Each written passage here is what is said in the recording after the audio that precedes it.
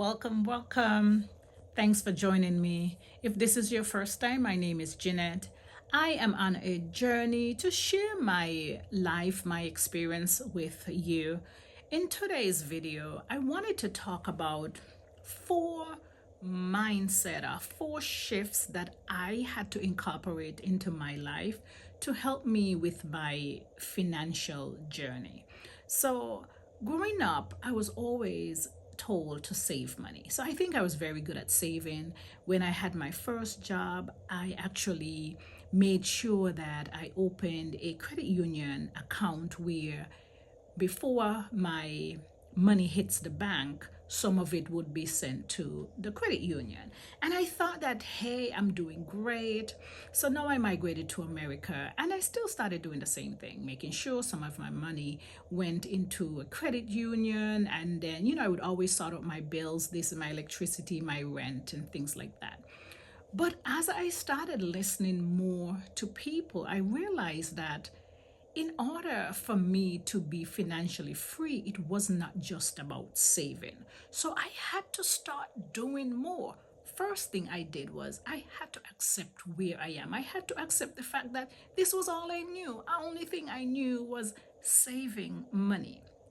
And so, one of the other things that I did is that I started reading. I started investing in myself.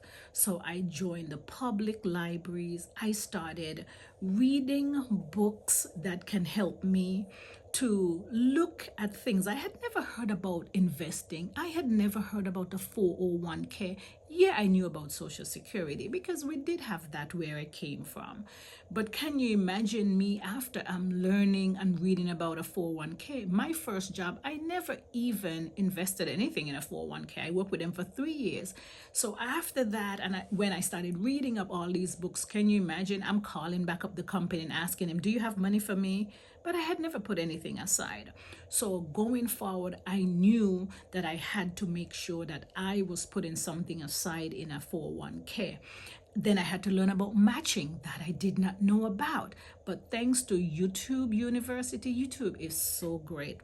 I would listen to videos that people will say, what the 401k was, how to match, and then I would read up my own company's matching system and making sure that every time I put away money, it was enough so that my company could match it.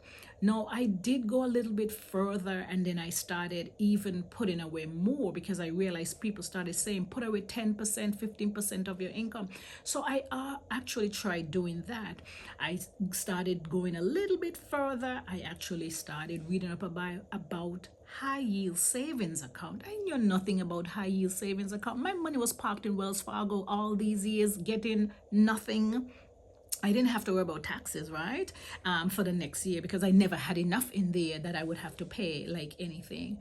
But then I decided to try the high yield savings account, and there are multiple high yield savings accounts out there. I just went with Ally Bank, and so far I am happy with it because for me that money is just there for hopefully an emergency.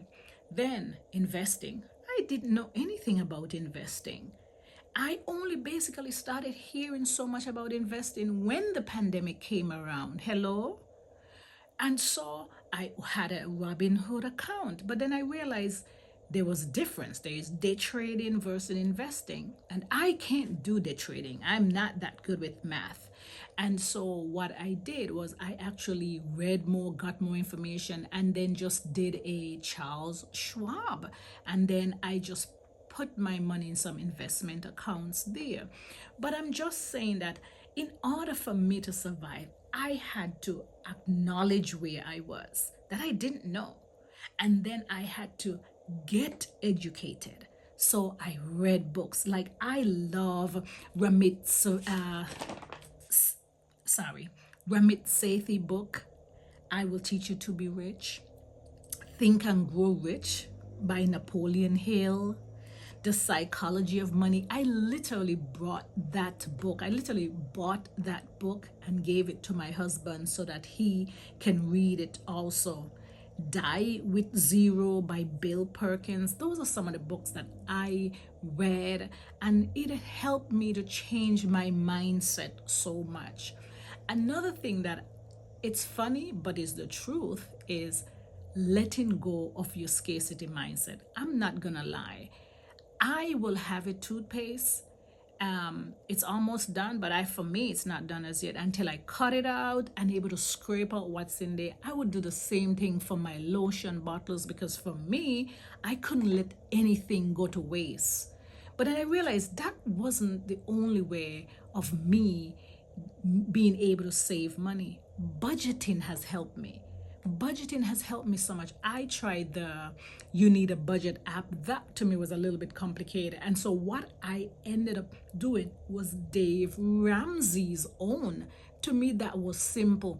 And it's so funny when we talk about budget because I was doing my own budget in a simple way. I always had a book that I would every month I would jot down how much I had to pay for rent, how much for utilities, my cell phone and everything. So that was my way of having a budget. Now I know that it takes more than that because I know there are some budgeting apps where you put your money, you allot every single bit of your money so nothing goes to waste. I wasn't doing that. I was just making sure the bills were paid. So for me, it wasn't too bad when I tried then to use that system and actually make it work for me.